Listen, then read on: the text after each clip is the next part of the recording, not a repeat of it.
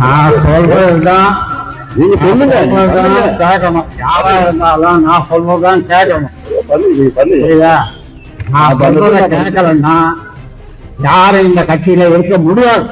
இது நான் உண்டாக்குற கட்சி. என்ன சரி போ அப்போ.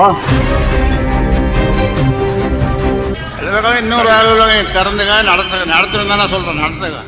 மருத்துவர் அன்புமணி பாட்டாளி மக்கள் கட்சியின் அடிப்படை உறுப்பினர் பொறுப்பிலிருந்து எந்த நிமிடம் முதல் அவர் நீக்கப்படுகிறார். தான் தோன்றித்தனமான செயல் மட்டுமின்றி ஒரு அரசியல்வாதி என்ற தகுதியற்றவராகவே அவர் நிரூபித்துள்ளார்.